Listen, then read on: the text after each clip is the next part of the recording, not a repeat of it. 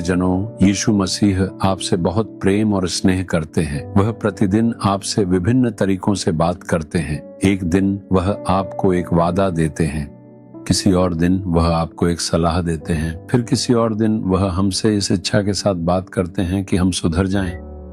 वह हमसे विभिन्न तरीकों से बात करते हैं। वह हमें बताते हैं कि हमें क्या करना चाहिए और क्या नहीं करना चाहिए। ये सभी वास्तव में परमेश्वर का वचन है। केवल जब हम ध्यानपूर्वक सुनते हैं तभी हम आशीर्वाद प्राप्त कर सकते हैं। आज भी वह आपको एक वादा दे रहे हैं। वह आपके परिवार के लिए एक वादा है। यह भजन संहिता 122 के 7 में लिखा है, तेरी शहरपनाह के भीतर शांति और तेरे महलों में कुशल होवे। प्रभु आपको शांति और समृद्धि देना चाहते हैं। हमारे शहरपनाह और महल कुछ और नहीं बल्कि हमारे घर हैं। क्या आप कह रहे हैं महल कहाँ है? हम तो बस एक झोपड़ी में रह रहे हैं, हम एक साधारण घर में हैं। क्या वह आपका महल नहीं है? वह साधारण घर हो सकता है या एक छोटी सी झोपड़ी। वह पुराना घर हो सकता है या बड़ा घर, कुछ भी हो सकता है।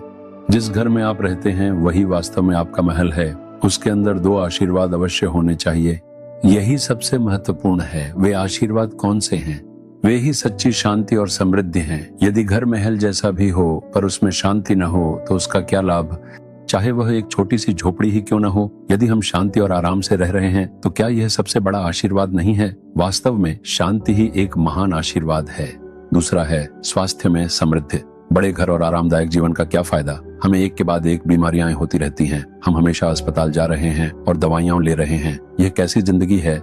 इसलिए शांति और स्वास्थ्य में समृद्धि ये 2 महत्वपूर्ण आशीर्वाद हैं जो हमारे लिए आवश्यक हैं। जिनके घरों में ये दोनों चीजें हैं वही असली राजा और रानी हैं। वही लोग वास्तव में खुशहाल जीवन जीते हैं।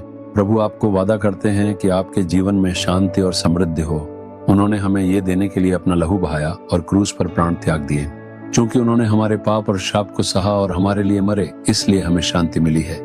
चूंकि उन्होंने हमारे रोगों और दुर्बलताओं को क्रूस पर उठाया, इसलिए हमें उत्तम स्वास्थ्य मिला है। यह आशीर्वाद आपका है। आपको इसे मांगना और प्राप्त करना चाहिए। प्रभु आपने कहा है कि मेरे घर में शांति और समृद्धि होगी। मैं इस पर विश्वास करता हूँ और मैं इन्हें अपने घर में चाहता हूँ। अगर आप इस तरह प्रार्थना करेंगे तो आप देखेंगे कि आपके घर में एक धन्य परिवर्तन आ रहा है। क्या आप इस पर विश्वास करते हैं? यदि आप विश्वास करते हैं तो आप आज ही वह आशीर्वाद प्राप्त करेंगे। कुछ लोग कहेंगे, सर प्रभु ने हमें स्वस्थ रखा है, हम बहुत खुश हैं, हमें कोई बीमारी नहीं है, हम खुशी से रहते हैं। आपको भी ऐसा ही कहना चाहिए। यही प्रभु की इच्छा है। क्या आप आज अपने घर के लिए प्रार्थना करेंगे? अपना हाथ अपने दिल पर रखें और कहें, प्रभु हमारे घर में स्वास्थ्य में शांति और समृद्धि बनी रहे। आपने इसका वादा किया है।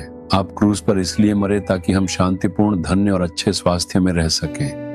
इस आशीर्वाद को हमारे घर पर प्रदान करें। इस आशीर्वाद को हमारे परिवार पर प्रदान करें। हमारा घर एक शांतिपूर्ण घर बने। हमारा घर एक स्वस्थ घर बने। हमारे परिवार के हर सदस्य के भीतर शांति बनी रहे। सारी बीमारियां दूर हो जाएं और चंगाई मिले। आज से हमारे घर में एक फर्क दिखाई दे। इस वादे का आशीर्वाद हम पर बना रहे। हम यीशु मसीह के नाम में प्रार्थना करते हैं। आमीन, आमीन। Jesus redeem Hindi YouTube channel को सब्सक्राइब करें। सब्सक्राइब बटन पर क्लिक करें और बेल आइकन को भी क्लिक करके हर दिन की नई कार्यक्रमों की जानकारी प्राप्त करें।